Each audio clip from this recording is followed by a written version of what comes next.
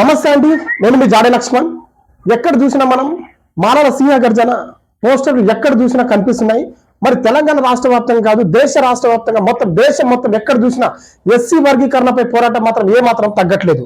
ఎక్కడ చూసినా ఒకటే ఎస్సీ వర్గీకరణ, మాల వర్గం కావచ్చు, మాదిగ వర్గం కావచ్చు. ఈ రోజు ఎక్కడ చూసినా మాత్రం ఈ ఎస్సీ వర్గీకరణ పోరాటం మాత్రం ఏ మాత్రం తగ్గట్లేదు. మరి దీనిపై ఈ రోజు ఏదైతే జరుగుతున్న పోరాటం ఎందుకోసం అంటే డిసెంబర్ 1న మాల సింహ గర్జన, హలో మాల చలో హైదరాబాద్ అనే కార్యక్రమాన్ని మాత్రం నిర్వహిస్తున్నారు. ఈ కార్యక్రమం ఎలా నిర్వహిస్తున్నారో, మరి ఈ కార్యక్రమానికి మాల ప్రభుత్వ ఉద్యోగులు కావచ్చు, మాల సహోదరులు కావచ్చు, మరి మద్దతు ఇస్తున్నారు. మరి ఇది ఎలా ఇస్తున్నారో, ఈ కార్యక్రమం ఎలా నిర్వహిస్తున్నారో మనకు నిర్మల్ జిల్లా మాల ఉపాధ్యాయుల మరి సంఘం నిర్మల్ జిల్లా అధ్యక్షుడైనటువంటి ధర్మాజీ చాందన గారు ఉన్నారు. తనతో పాటు మనం మాట్లాడడానికైతే ట్రై చేద్దాం. ఓకేనా? హలో, నమస్తే అండి. సార్, మనం చూస్తున్నాం ఏదైతే కనిపిస్తుందో ఎక్కడ చూసినా ఎస్సీ మాల రిజర్వేషన్లపై కావచ్చు, మాదిగ రిజర్వేషన్, ఎస్సీ మాదిగ కావచ్చు, మాల ఎందుకు ఇంత దౌర్జన్యంగా మీరు ఈ రిజర్వేషన్లపై రోజు రోజుకు మాత్రం పోరాటం మాత్రం ఏ మాత్రం ఆగట్లేదు ఎందుకు?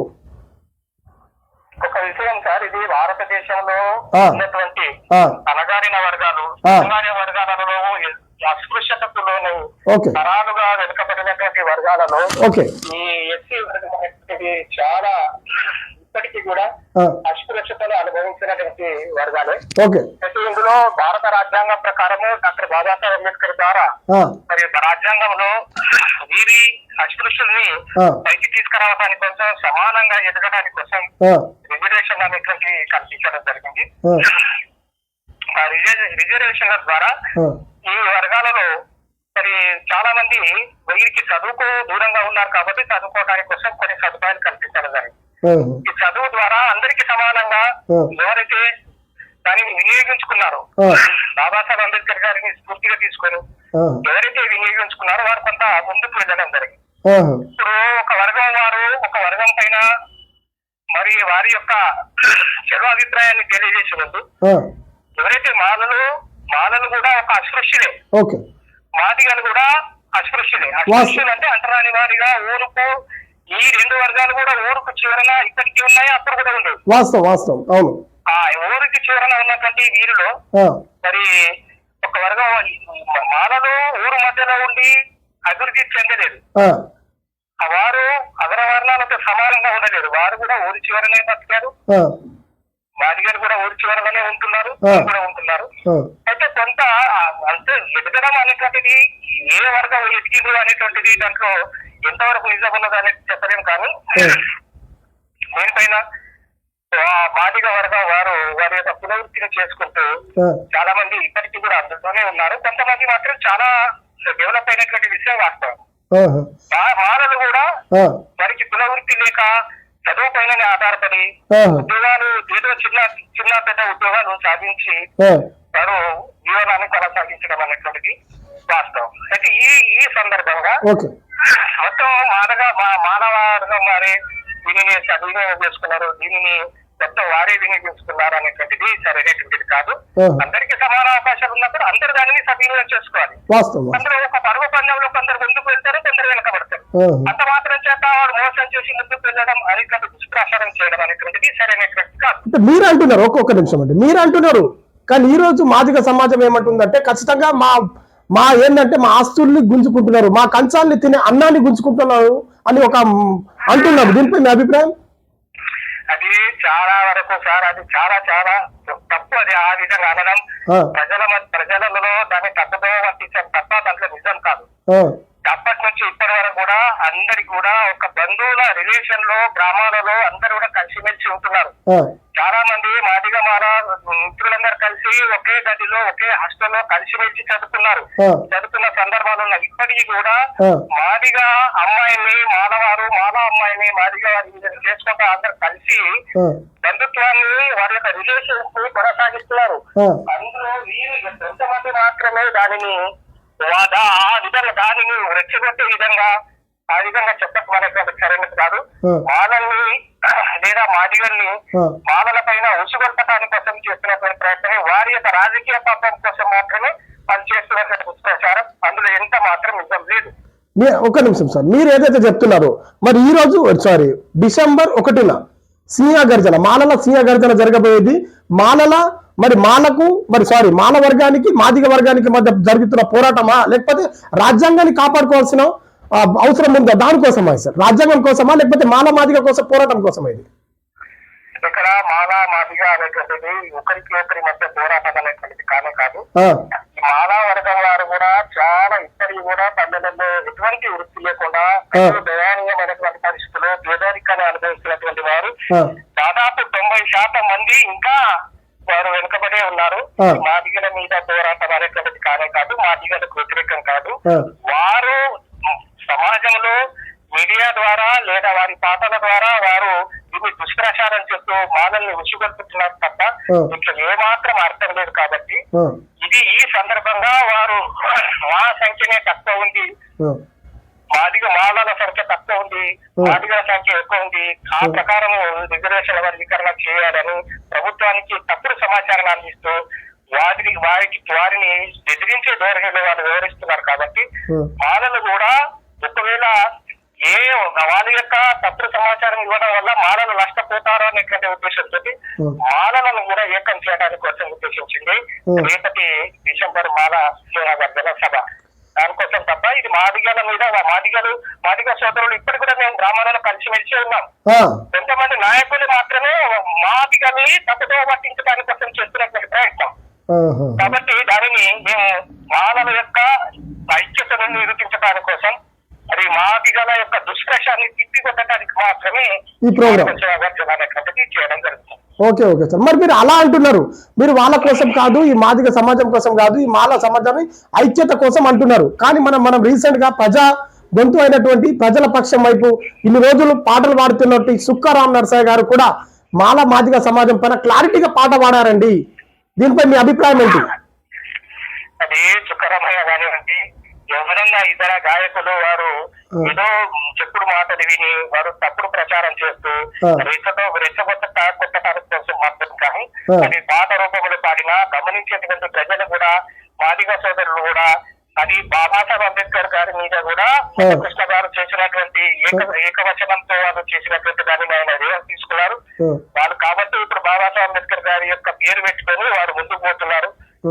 ఆయన సోమన్న కానివ్వండి, తర్వాత సుక్కరామయ్య రామ్ నరసయ్య కానివ్వండి, వారు రెచ్చగొట్టడం తప్ప దాంట్లో ఏం మీనింగ్ లేదు. ఆయనకు అసలు విషయాలు వారి యొక్క పాట ద్వారా వారి ప్రజలలో మరి ఇది ఇంటర్నెట్ లో వారు కొంత లబ్ధి పొందాలనే ఉద్దేశం తప్ప అసలు ఏ మాత్రం లేదు. ఆ పాటకు ఎవరు కూడా ప్రభావితం కావడం లేదు. కాదు మీరు ప్రభావితం కాదని చెప్పట్లేదు. ఆయన ఒక మాట రాసినారండి. ఆయన ఒక ఇక్కడ మీ జాతికి ఆపద వస్తే మాదిగలే ముందుకుండు, మా కడుపులో దాచుకొని కాపాడిన జాతి మాది అని చెప్తున్నారు. మీ మాల జాతికి మా కడుపులో దాచుకున్నామని చెప్తున్నారు. అలాంటిది మా పొట్టల పని ఎందుకు కొడుతున్నారు, మా కంచాలు ఎందుకు లాగుతున్నారని క్లారిటీగా పాటలు రాశారండి. ఇప్పుడు వారు మాలని కడుపులో పెట్టుకొని పెంచారంటే మరి వాళ్ళే ఎదిగినట్లు కదా. మరి అట్లయితే మాలల్ని వారే పెంచారు అని అంటే మరి మాదిగలే ఎదిగినట్లు. మాలలు ఎందుకు గుంజుకున్నారు మరి వాళ్ళని? వాళ్ళ కంచంలో వీధి పెడితే మరి వాళ్ళ కంచం గుంజుకున్నట్టు ఎట్లా అవుతుంది? వారే వీధికి పెట్టినట్లు ఉన్నారు, వారే అన్ని రకాలుగా ముందు ఉండి నడిపారు అని అంటున్నారు. మరి వారే దాంట్లో అందులో వారే అభివృద్ధి చెందినట్లు కదా. కాబట్టి నా చుక్క నరసయ్య గారు ఆయన చెప్తున్నారు, మీరు అది రెచ్చగొట్టే విధంగా కాకుండా దళితుల మధ్య ఐక్యతను దెబ్బతీసేయడానికి కోసం ఇటువంటి పాటలు అనేటువంటి సరైనటువంటి కాదు. అది ఏ సమాజం కూడా దళిత సమాజం వల్ల మాదిగ వర్గాల వారు ఈ పాటను ఎవరు కూడా స్వాగతించడం లేదు. కొంతమందికి ఏదో ఉద్రేకాన్ని రెచ్చగొట్టడానికి పనికొస్తాం కానీ ఐక్యతను మాత్రం దెబ్బతీయడానికి కోసమే కాదు. మాలలు కూడా ఇప్పటి కూడా మాదిగల మీద వారి మీద దుష్ప్రచారం చేస్తూ కానీ వారి మీద పాటలు రాసినటువంటి పాటలు లేవు. మాలల ఐక్యత గురించి రాసి పాడించచ్చు కానీ ఒక వర్గం వారిని ఏ మాత్రం ఈ విధంగా కించపరిచేటటువంటి పాటలు రాయడం లేదు, ఎవరు పాడడం లేదు. అది నరసయ్య గారు కూడా దానిని గమనించాలి. కానీ ఇంకో విషయం అండి, మీ పోరాటం మీది, మీ మాల పోరాటం మాల వర్గ పోరాటం మాలది, మాదిగ పోరాటం ఏదైతే వాళ్ళది. కానీ ఇంకొకటి ఏం చెప్తున్నామంటే మీకోసం మీ పోరాటం మధ్యలో కామన్ మ్యాన్ మధ్యలో రెచ్చగొట్టుకుని కొట్టుకునే పరిస్థితి వస్తుంది అని చెప్తున్నాం మా ఛానల్ తరపు నుంచి. దీనిపై మీ అభిప్రాయం? అది కామన్ మ్యాన్ అదే సార్ మీకు మేము చేసేటువంటి ఇప్పుడు మాలామాదిగలు కానివ్వండి సరే వెనుకబడి ఉన్నారు, మీరు ప్రత్యేకమైనటువంటి వర్గీకరణ ద్వారా వారికి రిజర్వేషన్స్ ని విభజించమంటున్నారు. మేము కూడా ఆ విధంగా ఎవరైనా ఉంటే మీ ఇంతకు ముందు కూడా గతం నుంచి మేము కూడా ఎవరైతే ఇప్పటి వరకు రిజర్వేషన్ లో వినియోగించుకోలేదు, లేదా చదువుకు దూరంగా ఉన్నారు, లేదా ఇట్లాంటి ప్రభుత్వ పథకాలను వినియోగించడంలో వారు వెనుక ఉన్నారు, అటువంటి వారికి ప్రత్యేక పథకాలు ఏదైనా ప్రభుత్వం ద్వారా చేసి వారిని అభివృద్ధి చేయడానికి కోసం ప్రయత్నం చేస్తే మేము ఎవరు కూడా అడ్డుకోము. మరి రాజ్యాంగం ద్వారా కల్పించినటువంటి హక్కులు ఏవైతే ఉన్నాయో దాంట్లో విభజన చేయడం అనేటువంటిది సరైనటువంటి కాదనేది మా అభిప్రాయం. ఇప్పటికీ కూడా ఇప్పుడు ఎవరు కూడా కానివ్వండి, ఇప్పుడు కామన్ ప్రజలకు కూడా ఎవరికి కూడా అన్యాయం జరగకూడదు అనేటువంటిది మేము కూడా అందులో భాగంగానే డిమాండ్ చేయడం జరుగుతుంది. ఇందులో మరి అన్యాయం మానవులకు జరిగిన అన్యాయమే మాదిగలకు జరిగిన అన్యాయం. మేము కూడా ఇప్పటికి కూడా అనుకుంటున్నాం, ఎవరైతే చదువుకొని లేదా వెనుకబడినటువంటి అత్యంత వెనుకబడినటువంటి మాదిగ ఉపకులాల వాళ్ళు ఉన్నారు, వాళ్ళలో కూడా అత్యంత వెనుకబడినటువంటి ఉపకులాలు ఉన్నాయి. వారికి ఒక ప్రత్యేకమైనటువంటి మీరు ఏదైనా పథకాలు ప్రవేశపెట్టండి, దానికోసం కొన్ని స్కీమ్స్ తీసుకురండి, వారిని డెవలప్ చేయడానికి ప్రయత్నం చేయండి, ఎవరు అందరు కూడా స్వాగతిస్తారు. కానీ ప్రత్యేకంగా ఏది ఎవరైతే ముందు మాట్లాడుతున్నారో మాటలు మాత్రమే ఉన్నాయి కానీ చేతులు లేవు, అటువంటి వారి కోసం మనం ప్రయత్నాలు చేయాలి. కానీ అభివృద్ధి చెందినటువంటి వారు మాదిగలే ఎక్కువ ఉన్నారు. మాదిగలే పారిశ్రామికంగా ఉద్యోగపతులు వారే కోట్ల పరిగెత్తినటువంటి నాయకులు చాలా మంది ఉన్నారు. వారు పైకి తెర మీదికి రావడం లేదు, కానీ మానవుల కంటే కూడా ఎక్కువ సంఖ్యలో నగరాలలో వారే అభివృద్ధి చెందినటువంటి నాయకులు ఉద్యోగులు చాలా మంది ఉన్నారు. కాబట్టి ఇక్కడ సమానంగా మాదిగా ఉపకులాలు ఉన్నటువంటి కడు పేదరికంలో ఉన్నటువంటి వారికి మానవులలో కడుపు పేదరికంలో ఉన్నటువంటి వారికి ప్రత్యేకంగా అభివృద్ధి చెందాల్సినటువంటి అవసరం ఉంది. ఇంకో విషయం ఏంటంటే ఈ ఉద్యమం ఖచ్చితంగా ఇది ఇప్పుడు మానవ సమాజం చైతన్యపరచడానికి అంటారా? మొత్తం మీద సమాజంలో వారు నిజంగానే ఈ రెండు వర్గాలు కూడా, ఈ రెండు ఉపకులాలు కూడా 59 ఉపకులాలు కూడా ఇద్దరికి కూడా ఏమీ అభివృద్ధి చెందలేదు. వారు కనీస వస్తువులు కూడా నోచుకోకుండా చాలా చాలా పేదరికంలో ఉన్నారు. వాళ్ళందరూ కూడా ఏకం కావాలి, ప్రభుత్వానికి కనువిప్పు కలిగేటట్లు వాళ్ళు ఏకమై తమ హక్కుల కోసం ప్రయత్నం చేయాలి, హక్కుల సాధన కోసం వారు పోరాటాలు చేయాలి. కానీ విభజించడం వల్ల ఎట్టి పరిస్థితుల్లో భవిష్యత్తులో మాత్రం ఒక రాబోయే తరాల వారికి మాత్రం ఇది మంచి సంకేతం కాదు అని నా అభిప్రాయం. ఇంకో విషయం, మీరు మొన్న రీసెంట్ గా రేంజర్ రాజేష్ గారు కూడా ఒక మాట అనడం జరిగింది, అసలు ఇది మాలా మాదిగ వర్గానికి పోరాటం కాదు, రాజ్యాంగం డేంజర్ జోన్ లో ఉందని చెప్తున్నారు. దీనిపై మీ అభిప్రాయం? చాలా రాజ్యాంగం అనేటువంటిది డాక్టర్ బాబాసాహెబ్ అంబేద్కర్ గారే ముందే చెప్పారు. రాజ్యాంగము ఎంత మంచి రాజ్యాంగమైనా పాలకులు సరైనటువంటి కాకపోయినట్లయితే ఆ రాజ్యాంగం పనికిరాదు. పాలకులు ఎంత రాజ్యాంగంలో లోటుపాట్లు ఉన్నా కానీ పాలకులు ఒకవేళ మనస్ఫూర్తిగా మంచివారు ఉంటే దాని యొక్క పరిపాలన అనేది మంచిగా ఉంటుందని చెప్పారు. ఇప్పుడు ఇది మరి ఎవరు పాట ఇది రాజ్యాంగం మీద రాజ్యాంగాన్ని ఉల్లంఘించడానికి కోసం లేదా ఒక ప్రభుత్వం కానివ్వండి ఎవరైనా కానివ్వండి అందరినీ దృష్టిలో ఉంచుకొని దాన్ని సమాన అభివృద్ధి చేయడానికి కోసం ప్రయత్నిస్తారు తప్ప ఒక వర్గం వారికి బెనిఫిట్స్ కలిగేటట్లు లేదా వారికి అనుకూలమైనటువంటి వర్గానికి మంచి జరగాలనేటువంటి ఆలోచన అనేటువంటి ఏ ప్రభుత్వానికి కూడా మంచిది కాదు. ఓకే ఓకే సార్, ఫైనల్ గా మీ కార్యక్రమం ఎలా నిర్వహిస్తున్నారు, ఎవరి మద్దతు సహాయంతో నిర్వహిస్తున్నారు?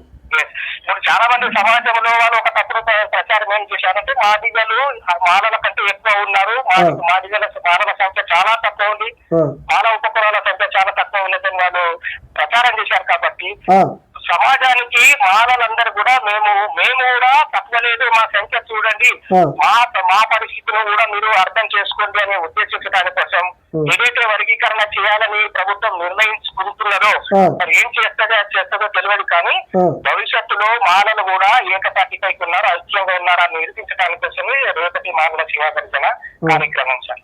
ఈ శివగర్జన కార్యక్రమానికి మేమందరం కూడా దాదాపు నిర్మల్ జిల్లాకు చెందినటువంటి వారిని మేము 400 గ్రామాలలో మేము గ్రామ కమిటీలు వేశాము, మండల కమిటీలు వేశాము, డివిజన్ స్థాయి కమిటీలు కూడా వేశాము, జిల్లా స్థాయి కమిటీలు కూడా వేసి అందరినీ చైతన్యపరుస్తూ అందరూ కూడా తప్పనిసరిగా గ్రామాల నుండి మండల స్థాయి నుంచి జిల్లా స్థాయి నుంచి రేపు డిసెంబర్ 1వ తారీఖున నగరం అంతా నీటిమయం చేయడానికి కోసం మా ఏర్పాట్లు జరుగుతుంది. తీసుకోవడానికి కానీ శాంతియుతంగా మేము మా హక్కుల కోసం మేము కూడా మా సమాజం కూడా ఇంకా వెనుకబడి ఉంది, మేము కూడా ఉన్నాము అని మా వంతుని చాటడానికి కోసమే ఈ యొక్క మానవ శివాగర్జన సభ. Okay okay okay sir, final గా మీ నిర్మల్ జిల్లా నుంచి ఎంత రాబోతున్నారు ఈ మానవ శివాగర్జనకి? నిర్మల్ జిల్లా నుంచి దాదాపు సార్ మేము ఒక్కొక్క మండలం మండలానికి దాదాపు 2000 మంది అనుకుంటున్నాము.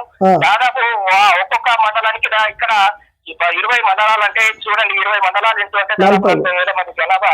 మేము ఇక్కడ నుంచి మొత్తం నిర్మల్ నుంచి హైదరాబాద్ సికింద్రాబాద్ వరకు మొత్తం ఈ ప్రాంతాల వారి వెహికల్స్ అన్ని కూడా అరేంజ్ చేయడం జరుగుతున్నది. ఓకే ఓకే అండి, ఓకే అండి, థ్యాంక్ యూ సో మచ్. మీరు మా అమూల్యమైన సమయం ఇచ్చినందుకు మా ఛానల్ తరపు నుంచి ప్రత్యేక ధన్యవాదాలు అండి. ధన్యవాదాలు. ఓకే సార్, జై హింద్.